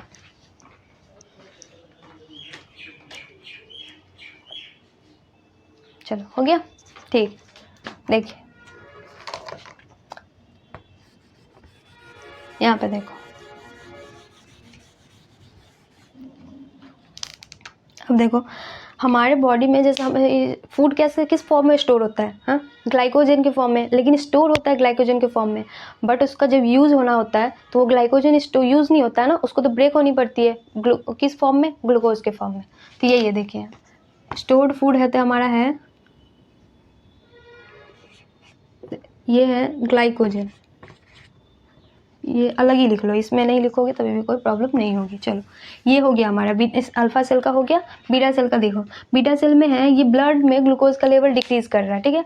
तो ब्लड में ग्लूकोज का लेवल डिक्रीज़ कर रहा है तो कहीं ना कहीं तो ग्लूकोज का लेवल इंक्रीज़ करेगी ना, तो वो क्या करता है, जो हमारी ब्लड एक्स्ट्रा ग्लूकोज होती है ना, वो सेल्स के अंदर, मतलब जैसे कि हिपेटोसाइटिक सेल हो गई, मतलब लीवर वाली, या फिर स्केलेटन मसल्स वाली, उस सब के अंदर ना उसकी परमिएबिलिटी, मतलब उसकी जो किसी भी चीज़ को एब्जॉर्ब करने की, किसी भी चीज़ को क्या बोलते हैं, परमेबिलिटी का मतलब होता है परमिएबल, मतलब आस पार ये ट्रांसफ़र करने की कैपेबिलिटी को इंक्रीज़ कर देगा। जैसे इसका लेयर होता है ना किसी चीज़ का, मान लो कि कोई एक पेज है, हाँ मान लो कि ये पेज है, एक ऐसा नॉर्मल सा पेज है, इस पेज को क्या कहते हैं, बोलेगा कि अगर आप मान लो इसकी परमेबिलिटी बढ़ानी है तो आप क्या करोगे, परमेबिलिटी का मतलब इधर से आर पार हो जाए कोई भी चीज़, तो आर पार हो जाने के लिए आपको कोई बोल रहा है कि किसी भी चीज़ को आर पार करना है, तो ऐसा तो नहीं होगा, बट आप क्या करोगे, इसको पानी में डिप कर दो या फिर तेल में डिप कर दो तो थोड़ा सा बढ़ जाता है ना। वैसे ही जैसे कि हम कोई बैक्टीरियल सेल या किसी भी सेल के साथ यूज़ करते हैं, उसका फंक्शन करते हैं कि जैसे कि मॉलिक्यूलर वाले में पढ़ते हैं ना लैक ऑपरेंट, तो लैक ऑपरेंट में जैसे कि सेल से हमें किसी चीज़ को पास कराना है, अभी तो सेल नॉर्मल सा कवर्ड है, मोटा सा लेयर है, लेकिन हम उसको उसमें से पास कराना है कि कोई और मतलब स्टार्च हो या कुछ भी हो, या फिर जो हमारा एब्जॉर्ब आयन से किसी भी चीज़ को पास कराने के लिए क्या करना पड़ेगा, जब चैनल है तो चैनल के थ्रू चली जाएगी, अगर जिस पे चैनल नहीं है तो उसको लेयर की परमेबिलिटी को बढ़ानी पड़ेगी ना। परमेबिलिटी का मतलब वो आराम से उससे पास हो जाए, उसका जो पोर होता है ना, परमेबिलिटी का मतलब हर चीज़ का एक, मान लो कि कोई लेयर है, ये कोई भी लेयर है तो इसकी एक छोटी छोटी ऐसी पोर्स होती हैं, हर चीज़ में पोर्स होती है, जैसे हमारी स्किन्स में भी है, जो हमारी स्किन्स में भी है, स्किन्स में भी पोर्स हैं, जो ये पोर्स है इसी के थ्रू हमारी स्वेटिंग होती है, ठीक है। तो हर चीज़ की पोर्स है, तो ये पोर्स को ना क्या करता है, इंक्रीज़ कर देता है। मान लो ये छोटा सा पोर्स है जो आपको दिख नहीं रहा होगा, मैं इतना छोटा लिख रही हूँ, इसमें हाँ देखो दिख रहा है ना, ये इतना छोटा पोर्स है जो हमें माइक्रोस्कोप में ही दिखता है, वैसे नहीं दिखता। अब इसको मतलब अब हम परमेबिलिटी इंक्रीज़ करने की मतलब होती है ना कि इस वाले जो इसका पोर है जो इतना छोटा है उसको थोड़ा इतना बड़ा, इतना मतलब ये मैं आपको दिखाने के लिए देख रही हूँ, मतलब थोड़ा सा बड़ा कर देता है ताकि अब इससे आराम से कुछ भी चीज़ पास हो जाएगी। इसमें पास करने में टाइम लगेगा और छोटा बहुत छोटा है, अब इससे आराम से किसी भी चीज़ को आप पास करा सकते हो, तो यही है। तो पास कराने का मतलब अब इसकी ये ब्लड में जो था ग्लूकोज लेवल वो कम हो गया, तो कहीं ना कहीं ग्लूकोज लेवल स्टोर होगी ना, तो ये ही है। तो हाई मतलब ये कर देता है, इंक्रीज़ कर देता है permeability, increase permeability of hepatocyte. Hepatocyte अभी बताया था ना, हिपेटोसाइट मतलब क्या हुआ, हिपैटिक सेल, जो लीवर की सेल होगी उसको हिपेटोसाइट बोलते हैं। हाँ, हिपेटोसाइटिक सेल और स्केलेटल सेल, ठीक है। स्केलेटल सेल का भी जैसे मतलब स्केलेटल वाली होती है उनकी भी पोर इंक्रीज कर दी ताकि स्टोर, जैसे कि कैल्शियम स्टोर होकर रहता है ना हमारे सार्कोप्लाज्मिक रेटिकुलम में, मसल्स वाले में, तो इसी सब पोर्स की ना मतलब थोड़ी सी छेद बढ़ा देती जिसके अंदर ग्लूकोज स्टोर करके रखता है, और जिसकी वजह से हमारे ग्लूकोज का लेवल हमारे बॉडी में कम हो गया। तो ये इंसुलिन, जब भी देखो किसी को डायबिटीज़ होता है और जिसके अंदर ग्लूकोज का लेवल कम हो जाता है, वो क्या बोलते हैं, ग्लूकोज का लेवल कम हो जाता है तो उसको इंसुलिन वाला वैक्सीन देते हैं, ये जिसमें हाई हो जाता है, जिसका ग्लूकोज लेवल हाई है उसको इंसुलिन देते हैं ताकि उसका ग्लूकोज लेवल बॉडी में कम हो जाए, नॉर्मल हो जाए। और जिसको उसका हाई वाला ग्लूकोज डायबिटीज़ होता है तो उसका अलग केस होता है, ठीक है। चलिए ठीक है, हिपेटोसाइटिक मस्कुलर सेल, ठीक है, मस्कुलर नहीं, जो स्केलेटल से अटैच्ड जो मसल होगी ना उसी का मसल है ये, MUSCLE सेल। चलो ये समझ आ गया आपको, परमेबिलिटी का इंक्रीज मतलब क्या इंक्रीज करना होता है, सो कि आसपास पार करने की टेंडेंसी हो जाए, ठीक है। ये वाला लिख लो। और मैं अभी बता रही थी आपको कि जैसे हम, ये हो गया, ये कंप्लीट हो गया। अब देखो ये नोट कर लिया होगा। देखो अब हमारे मतलब जैसे कि प्लांट से जो अपना फूड स्टोर करता है in the form of starch, हम फूड स्टोर करते हैं in the form of glycogen. तो अब ग्लाइकोजन हमारे फॉर्म स्टोर्ड है, बट यूज़ करने के टाइम जब उसका फंक्शन मतलब हमें यूज ज़रूरी है तो वो एज ए ग्लाइकोजन हम अपना फंक्शन नहीं करते, स्टोर करते वो जब अब उसको फूड सिंथेसिस करना पड़ता है, खाना बनाना मतलब यूज़ करना है, उसका एजिमुलेशन करना है। तो एजिमुलेशन करने के लिए क्या चाहिए हमको, उसको ब्रेक करनी पड़ेगी, क्योंकि हम ग्लूकोज को ही बस एब्जॉर्ब कर सकते हैं। एब्जॉर्ब करने के टाइम क्या होता है, ये जो ग्लाइकोजन स्टोर्ड है, देखो we store food in human, लिखो है ह्यूमन, वी मतलब हम ही हो गया, बट ह्यूमन लिखोगे तो फिर छोटा सा लिखा रहा है, ये लिख लिया ना ऊपर का आपने। चलो तो फिर इसको भी रख कर देती हूँ। Human store food in form of glycogen, ठीक है। ग्लाइकोजन के फॉर्म में तो ये स्टोर कर लिया, बट जब यूज़ करने की बारी आएगी तो क्या होगा, तो इसे हमें ब्रेक करनी पड़ेगी। क्यों, क्योंकि इसको ब्रेक करेंगे तभी तो हमारा ग्लूकोज बनाएंगे, तभी तो ग्लूकोज एब्जॉर्ब होगा। तो इसी को ग्लाइकोजन को ब्रेक करने के प्रोसेस को क्या बोलते हैं हम, ग्लाइकोजिनोलाइसिस, ठीक है। ग्लाइकोजन के प्रोसेस को ब्रेक करने को बोलते हैं, ग्लाइकोजन के प्रोसेस को ब्रेक करने के ग्लूकोज में, तो उसको हम ग्लाइकोजिनोलाइसिस बोलते हैं। इसी को लिख लो यहाँ पे,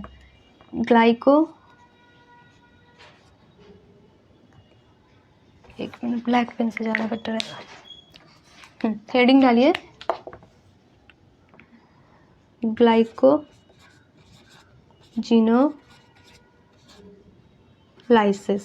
ठीक है। चलो अब ये होता क्या है, ग्लाइकोजिनोलाइसिस होता क्या है, ये लिख लिए। चलो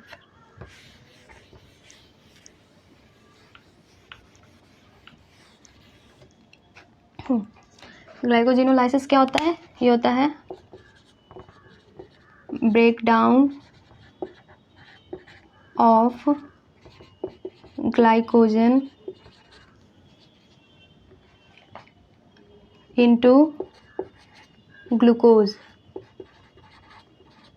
for its absorption। क्यों ब्रेक डाउन करेगा, जब हमारे बॉडी में ग्लूकोज की कमी हो जाती है तब जो स्टोर्ड ग्लाइकोजन है जो वो ब्रेक डाउन हो जाता है, ताकि वो फिर ब्रेक होगा, ग्लाइकोजन ग्लूकोज के फॉर्म में ब्रेक हो गया, और फिर इस ग्लूकोज को हम दोबारा से एब्जॉर्ब कर लेंगे, ठीक है। Break down of glycogen into glucose for its absorption, ठीक है। चलो समझ गए। चलो अब देखो इसका लिख लीजिए यहाँ पे, ये हमारी थी ग्लाइकोजन थी, ये बन गई हमारी ग्लूकोज में, ठीक है। तो किस प्रोसेस से बनी, ग्लाइकोजेनेसिस,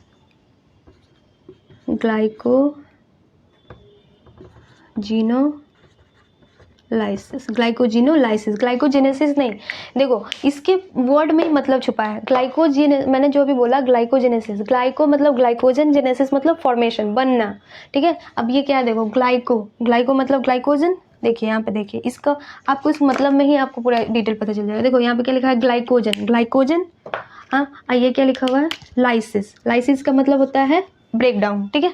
लाइसिस का मतलब टूटना होता है ना, कि फोटोलाइसिस, या जो फोटोलाइसिस मतलब होता है वाटर का टूटना, वाटर का ब्रेक डाउन होना, ठीक है। ऐसे फोटोलाइसिस, ऐसे ही ग्लाइकोजन, लाइसिस का मतलब ब्रेक डाउन, और ग्लाइकोजन का मतलब ग्लाइकोजन का ब्रेक डाउन को ग्लाइकोजिनोलाइसिस बोलते हैं, ठीक है। लिख लो यहाँ पे ग्लाइकोजन, यहाँ तक का तो आपको पता चल ही गया। देखिए ग्लाइकोजन वैसे मैंने ऊपर डेफिनेशन लिखवा दिया, ग्लाइकोजन प्लस लाइसिस का मतलब ब्रेक डाउन। मैंने अभी एक वर्ड बोला ग्लाइकोजेनेसिस बोला ना मैंने, तो वो हो गया जेनेसिस का मतलब हुआ, देखो लिख लो, ये भी लिख लो, जब वर्ड आपको जब सुन लिए हो तो उसका मतलब लिख लेना चाहिए। ग्लाइको या ग्लूको कुछ भी हो, तो जेनेसिस है तो मतलब फॉर्मेशन, यहाँ पे ग्लाइकोजन ही है तो ग्लाइकोजेनेसिस, इसका मतलब लिख लीजिए। ग्लाइकोजन का मतलब ग्लाइकोजन और जेनेसिस का मतलब प्लस फॉर्मेशन, ठीक है। Formation means formation of glycogen, glycogen के फॉर्मेशन को हम क्या बोलते हैं, ग्लाइकोजेनेसिस। ऐसे ही ग्लूकोजन के फॉर्मेशन को तो ग्लूकोजेनेसिस, और एक होता है जो ग्लूकोनियोजेनेसिस। ग्लूकोनियोजेनेसिस होता है ना, जो हम मतलब ग्लूकोज फॉर्म से नहीं, किसी और फॉर्म से, मतलब ये कार्बोहाइड्रेट, ये ग्लूकोज क्या है हमारा, ये ग्लूकोज हमारा क्या है बताओ, ये कार्बोहाइड्रेट है ना। तो अब ये भी लिख लो आप, ये दोनों लिख लो, मैं ग्लूकोनियोजेनेसिस भी लिखवा देती हूँ। ये फॉर्म्स ना हमें बहुत कंफ्यूज करता है, ये तीनों टर्म, ग्लाइकोजेनेसिस, ग्लाइकोजिनोलाइसिस, ये सब, तो इसलिए लिख लो, मैं लिखवा देती हूँ।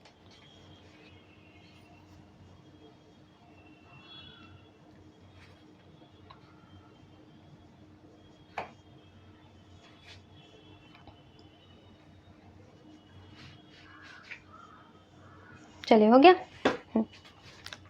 एक इम्पॉर्टेंट टॉपिक लग के ऐसे लिख लो नोट्स, जैसे कि ये सब साथ में रहेगा तो आपको अच्छे से याद होगा। ये सब जो ग्लाइकोजिनोलाइसिस, ग्लाइकोजिनेसिस, ये सब लिखिए। फर्स्ट में लिखिए ग्लूकोजिनेसिस, सबसे नंबर 1 पे लिखिए ग्लूकोजिनेसिस, ग्लूकोजिनेसिस, ठीक है, ग्लूकोजिनेसिस। इसको लिखिए फॉर्मेशन ऑफ ग्लूकोज, इसको लिखो फॉर्मेशन ऑफ ग्लूकोज, ग्लूकोज का फॉर्मेशन, ठीक है। नंबर 2 पे लिख लो, वो दोनों तो लिख ही लिए ना, ग्लाइकोजेनेसिस और ग्लाइकोजेनोलाइसिस, दोनों ठीक लिख लिए ना। तो ग्लूको, ये लिख लो आप यहाँ पे, एक होता है ग्लूकोनियो, देखो जेनेसिस, अब ये ध्यान से देखो, ग्लूकोनियोजेनेसिस है, यहाँ पे देखो मैंने एक एक्स्ट्रा लगा दिया नियो, ठीक है। तो इसका मतलब होता है formation of glucose, formation of glucose, glucose का formation from other than carbohydrate. देखो ये क्या लिखा हुआ है, इसका मतलब देखिए आप, बोल रहा है formation of glucose from other than carbohydrate, मतलब कार्बोहाइड्रेट जो ग्लूकोज बनाते हैं, तो ग्लूकोज किस चीज़ से बनता है, कार्बोहाइड्रेट से बनता है ना, ग्लूकोज तो कार्बोहाइड्रेट है। तो ये बोल रहा है कि कार्बोहाइड्रेट नहीं होना चाहिए, कार्बोहाइड्रेट को छोड़ के लिपिड, प्रोटीन, इससे अगर आपका ग्लूकोज बन रहा है तो उसको हम बोलते हैं ग्लूकोनियोजेनेसिस, मतलब नए तरीके से फॉर्मेशन हुआ। देखो यहाँ पे आप इसको अगर तोड़ दो तो आपको क्या समझ आएगा, ग्लूको मतलब ग्लूकोज, नियो मतलब नया, और जेनेसिस मतलब फॉर्मेशन। ये एक नए तरीके से आपने ग्लूकोज का फॉर्मेशन किया तो उसको हम बोलते हैं gluconeogenesis, formation of glucose from other than carbohydrate, ठीक है, हो गया या। चलिए ये लिख लीजिए, फिर क्वेश्चन करते हैं। यहीं पे क्वेश्चन मैं लिख रही हूँ, आप ये नोट कर लो।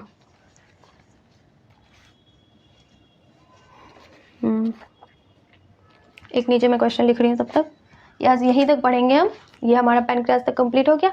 नेक्स्ट में पढ़ेंगे हम गैस्ट्रिक ग्लैंड और इंटेस्टाइनल ग्लैंड, ठीक है। ये सब ग्लैंड्स ना थोड़ा सा डिस्क्राइब कर करके पढ़ना है, क्योंकि ये सब, और फिर आगे एब्जॉर्प्शन में है, उसमें कुछ नहीं है, उसमें हार्मोन्स का कुछ दिया हुआ है तो हो जाएगा, ठीक है। चलो एक क्वेश्चन लिखो, ये आप लिखिए ऊपर,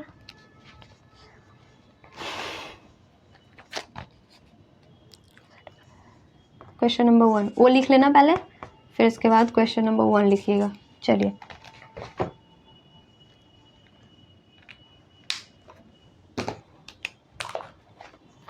लिखिए क्वेश्चन नंबर 1।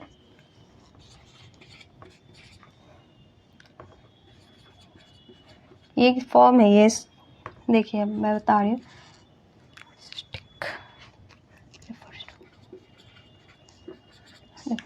ये लिखा हुआ है छोले सिस्टिक, इसको कोले भी बोलते हैं, छोले भी, कोले ही पढ़ लो आप, छोले मतलब छोले भटूरे वाले नहीं है। गैल ब्लैडर बी में दिया हुआ है, स्टमक सी में दिया हुआ है हमारा, स्प्लीन डी में दिया हुआ है, लंग्स, यहाँ पर डी मत लिखो, डी में दिया हुआ है हमारा लंग्स। अब देखिए बोल रहा है छोले सिस्टिक रेफर्स टू, हाँ ये मैंने आगे नहीं बताया, उसमें नहीं बताया था, बट हमने उसको क्या, ये जो गैल ब्लैडर था, गैल ब्लैडर के बाइल डक्ट क्या बोलते थे हम, सिस्टिक डक्ट। तो आप इससे भी पता कर सकते हो, यहाँ पे सिस्टिक लिखा हुआ है तो ये गैल ब्लैडर से रिलेटेड होगा, तो ऐसे लिख लो। बट यहाँ पे कोलेसिस्टिक जो होता है, कोलेसिस्टिक बोलो, छोले सिस्टिक बोलो, जो आपको सही लगे, बट बोलना कोले ही है, ठीक है। छोले भटूरे वाले छोले नहीं बोलना, बोल देना आप, ठीक है। तो ये कोलेसिस्टिक है, वो रेफर किससे करता है, गॉल ब्लैडर से, ठीक है। तो इसका आंसर हमारा होगा ए, गॉल ब्लैडर। चलिए नोट कर लीजिए।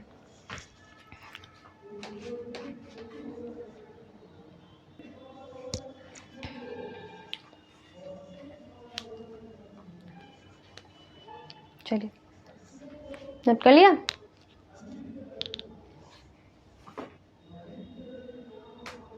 वैसे ये आएगा जब हम आगे पढ़ेंगे ना, कुछ हार्मोन्स के बारे में दिया हुआ है, हाँ तो उसमें ये आएगा, तो मैं इसको अच्छे से एक्सप्लेन कर दूंगी। यहाँ पे आप बस सिस्टिक से एक निकाल के ऐसे लगा सकते हैं, हिट एंड ट्रायल प्रोसेस होता है ना कि, लेकिन ये सिस्टिक जो हमने कहाँ पढ़ा अभी तक, हमने सिस्टिक से रिलेटेड हमने कहाँ पढ़ा, हमने पढ़ा गॉल ब्लैडर में, तो गॉल ब्लैडर से आप हिट एंड ट्रायल पे इस पर लगा सकते थे, तो इस पर आ सकता है, बट मैं आगे इसको पढ़ाऊँगी तो आपको और क्लियर हो जाएगा, ठीक है। चलो हो गया। क्वेश्चन है एक, ऊपर वाला नोट कर लिया ना आपने। चलो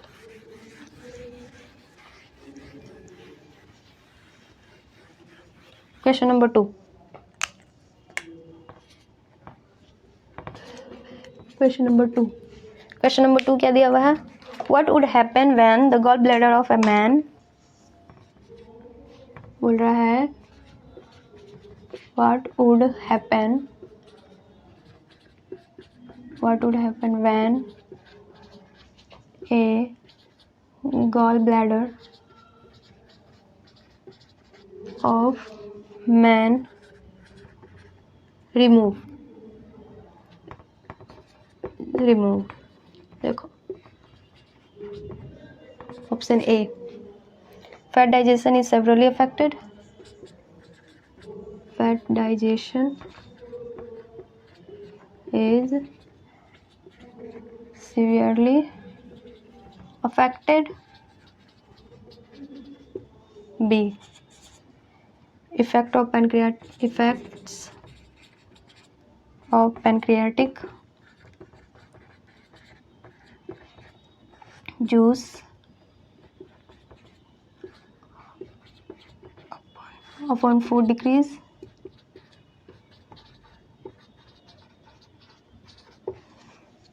C, acidity will continue,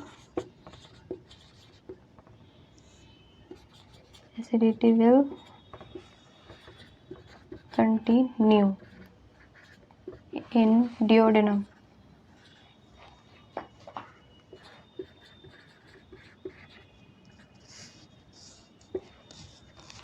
D दिया हुआ है ऑल ऑफ दिस।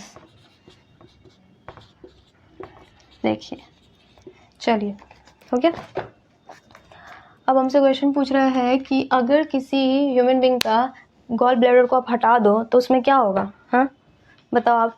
उसमें सबसे पहली बात है गॉल ब्लैडर करता क्या है, उसका फंक्शन, अगर आपसे ऐसा क्वेश्चन पूछ रहा है तो सबसे पहले देखो उसका फंक्शन क्या है। तो गॉल ब्लैडर का फंक्शन क्या था आपका, एक तो गॉल ब्लैडर फैट को स्टोर करता है, हाँ बाइल को स्टोर करता है और उसको कंसंट्रेट करता है। तो बाइल किस पे फंक्शन करती, वर्क करती है, काम। बाइल मतलब किसका डाइजेशन कराता है बताइए, बाइल हम किसके लिए यूज़ करते हैं, फैट के लिए, तो फैट का डाइजेशन के लिए बाइल। तो यह क्या बोल रहा है कि फैट का डाइजेशन है जो अफेक्ट हो जाएगा, क्यों, क्योंकि बाइल से ही फैट का डाइजेशन होता है, तो इस सबसे पहले कि फैट का डाइजेशन हमारा अफेक्ट हो जाएगा, ठीक है। चलिए ये हो गया, पहला ही आंसर है। बोल रहा है इसमें इफेक्ट ऑफ पैनक्रियाटिक जूस पर क्यों इफेक्ट होगी, पैनक्रियाटिक जूस तो अपना पैनक्रियाटिक ग्लैंड निकालता है, तो उससे बाइल का कोई फंक्शन, गॉल ब्लैडर का तो कोई है ही नहीं।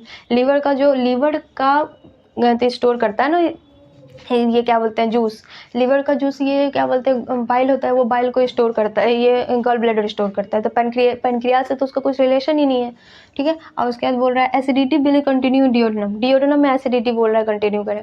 डिओडेनम की एसिडिटी होती है, मतलब पीएच होती है, क्या होती है वो कम होती है, मतलब पीएच उसकी कम मतलब एसिडिक हो ना, ज़्यादा होती है, मतलब 7 से ज़्यादा होती है स्टोमक, ये क्या बोलते हैं स्मॉल, डिओड्रम किस पोर्शन का है, स्मॉल इंटेस्टाइन का, तो इसमें ये इससे ज़्यादा होती है, क्या बोलते हैं उसको, 6 स्मॉल इंटेस्टाइन की pH 7 से ज़्यादा होती है, तो इसमें एसिडिटी कहाँ से हो जाएगा, तो इसकी वजह से ये गलत है, ये गलत है, तो ये ऑल ऑफ दिस हो ही नहीं सकता। चलिए, फैट से रिलेटेड है ना बाइल, तो सबसे पहले तो हम प्रायोरिटी पे फैट वाला ही देखेंगे, बट सारे ऑप्शन आप देख लेना एक बार, जब ऑल ऑफ दी अबव वाले क्वेश्चन हो ना, ये ऑल ऑफ दीज अबव इसमें और नन ऑफ द अबव इस वाले क्वेश्चन सब में ना, अगर आपको पहला पक्का पता हो, अगर यहाँ पे मुझे कुछ और लिखा रहता ना तो मैं डायरेक्ट उसको टिक लगा देती, इतना नीचे पढ़ने का मुझे जरूरत नहीं था, बट यहाँ पे ऑल ऑफ दीज लिखा हुआ है ना, तो इस वाले क्वेश्चन में आप एक बार पूरे ऑप्शन थॉरोली देख ही लेना। चलो चलिए, हो गया, चलो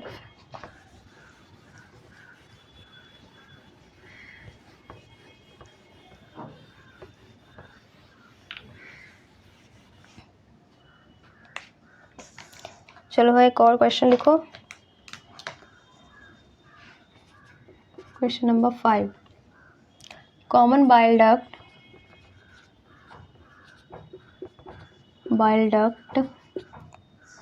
is formed by the fusion of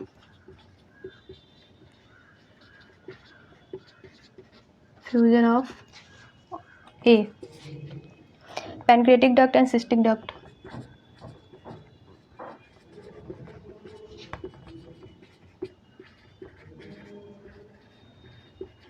Cystic duct, B हमारा है pancreatic duct and hepatic duct.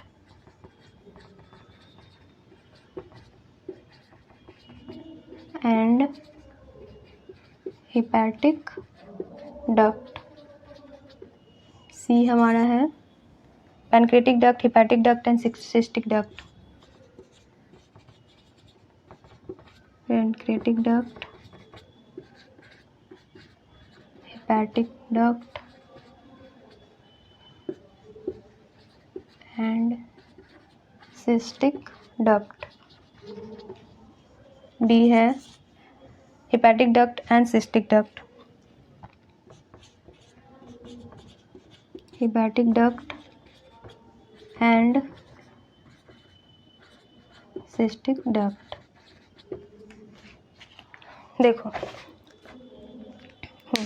अब देखिए क्वेश्चन क्या पूछ रहा है आपसे, common bile duct, common bile duct कहाँ प्रेजेंट होता है, पहले बताओ, कॉमन बाइल डक्ट कहाँ प्रेजेंट होता है, ये हमें प्रेजेंट होता है लीवर के जो ग्लैंड, तो कॉमन हिपैटिक डक्ट आएंगे, जो कॉमन हिपैटिक डक्ट मैं बोल रही हूँ, कॉमन पूरा बाइल डक्ट नहीं बोल रही हूँ, ये बात ध्यान दो, यहाँ पे बोल रही हूँ कॉमन हिपैटिक डक्ट, मतलब राइट लूप से और लेफ्ट लूप से दोनों से एक जो आएगा कॉमन हिपैटिक डक्ट, और एक इधर से सिस्टिक डक्ट, मतलब ये duct of the gall bladder को क्या बोलते हैं हम, सिस्टिक डक्ट, तो उस दोनों से जो बनता है उसको हम common hepatic duct, common bile duct बोलते हैं ना।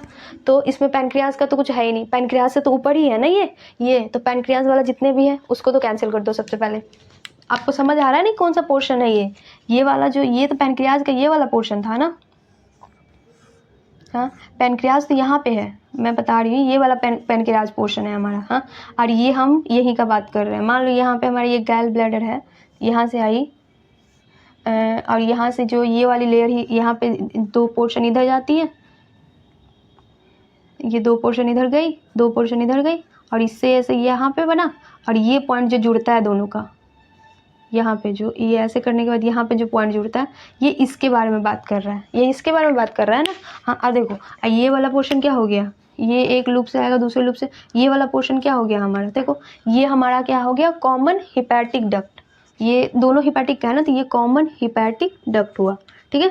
और ये वाली पोर्शन हमारी आई कॉमन बाइल एंड सेट, उसी में मिल जाएगा ये, ठीक है, ये हमारी आ जाएगी कॉमन बाइल डक्ट, ठीक है, CBD। तो हमसे यही पूछा जा रहा है कि ये कॉमन बाइल डक्ट कौन कौन से डक्ट से मिलके बनेगा, और ये वाली डक्ट हमारी कौन सी थी, ये जिसको हम बोलते हैं duct of the gall bladder, तो इसको हम बोलते हैं सिस्टिक डक्ट, ठीक है। मैं शॉर्ट लिख रही हूँ, वहाँ पे स्पेस नहीं है, आप लिख लेना वहाँ पे, मैं यहाँ पे लिख देती हूँ, ठीक है। तो चलो सबसे पहले लिखो यहाँ पे कॉमन, CBD का मतलब कॉमन बाइल डक्ट, ठीक है, इज इक्वल टू क्या होगा, ये मैंने लिखा है वहाँ पे C D plus HCHD, CHD और HD दोनों लिख सकते हो, ठीक है, उसमें कोई प्रॉब्लम नहीं है। CD का मतलब क्या हुआ, cystic duct, cystic duct plus hepatic duct और कॉमन हिपैटिक डक्ट, जो दिया हो वो लिख सकते हैं, कॉमन हिपैटिक डक्ट, ठीक है, समझे, तो हो गया। CBD इज इक्वल टू क्या है हमारा, सिस्टिक डक्ट और कॉमन हिपैटिक डक्ट। पैनक्रियाज का तो कुछ लोचा ही नहीं है इसमें, तो पैनक्रियाज वाला कैंसिल, ये वाली, ये भी पैनक्रियाज कैंसिल, ये भी पैनक्रियाज कैंसिल, तो बचा क्या आपका, सीधे देखो, ये आपको पढ़ने की जरूरत भी नहीं पड़ी, 3 में पैनक्रियाज दिया, पैनक्रियाज वाला कैंसिल, तो सीधे आपका आंसर आ गया D। बट हम अभी देखेंगे तो देखो क्या लिखा हुआ, hepatic duct, hepatic duct, common hepatic duct, दोनों लिख सकते हो आप, मैंने अभी बोला, इसकी जगह पे आप हिपैटिक डक्ट भी लिख सकते हो, हिपैटिक डक्ट, ठीक है, और एक सिस्टिक डक्ट जो हमारी गॉल ब्लैडर वाली है, ठीक है। चलिए फिर हो गया, और है क्या क्वेश्चन, चलिए फिर नोट कीजिए आप, मैं देख ले क्वेश्चन कराऊँ या टाइम बचेगा।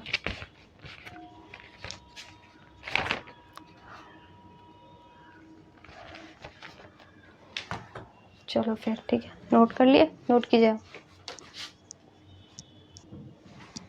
चलिए हो गया नोट, चलो फिर ठीक है, तो रहने देते हैं आज, ठीक है। सो आज के लेक्चर में हमने क्या पढ़ा, हमने गॉल ब्लैडर के बारे में पढ़ा और पैनक्रियाज के बारे में, पैनक्रियाज के बारे में हमारा पूरा डिटेल हो गया, ठीक है। तो नेक्स्ट लेक्चर में हम पढ़ेंगे क्या बोलते हैं उसको, गैस्ट्रिक ग्लैंड और इंटेस्टाइनल ग्लैंड, ठीक है। चलो अब पिछले वाला लेक्चर, हाँ अगर आपको प्रॉब्लम हो, जैसे कि मैंने ये सब बता रही हूँ, और उसका जो लीवर वाला का पुराना वाला, जो मैंने आज लीवर का यहाँ से स्टार्ट किया ना, तो लीवर का जो इससे पहले वाला है, जो आके आप वो लेक्चर देख ही लेना, बिकॉज उसका आप लीवर का स्टार्टिंग से नहीं पढ़ोगे तो आपको बीच से एकदम गोलमोल हो जाएगा, क्योंकि मैंने लास्ट उसका पूरा लीवर का स्ट्रक्चर वगैरह तो बता दिया था ना, बस मैंने उसका आज ही सेल बताया, उसका स्ट्रक्चर फंक्शन यूनिट भी बता दिया था, तो पुराना वाला लेक्चर जो है पिछले वाला लेक्चर नंबर 5, और वैसे ही सारे लेक्चर आप देख लेना, क्योंकि स्टार्टिंग है तो आप स्टार्टिंग से पूरा डाइजेशन वाला स्टार्ट करोगे तो उतना लेक्चर मैंने भी डाला नहीं है, सो अभी से भी आप लेक्चर देखना स्टार्ट करोगे तो आपके सारे के सारे लेक्चर कवर हो जाएंगे और आप अपडेट हो जाओगे, ठीक है। और केमिस्ट्री का भी जाके देख लेना, मैंने केमिस्ट्री 11 12 दोनों डाली हुई है, चलिए ठीक है। सो सब्सक्राइब कर दो मेरे चैनल को, और लाइक शेयर तो कर ही दोगे आप, चलिए फिर ठीक है।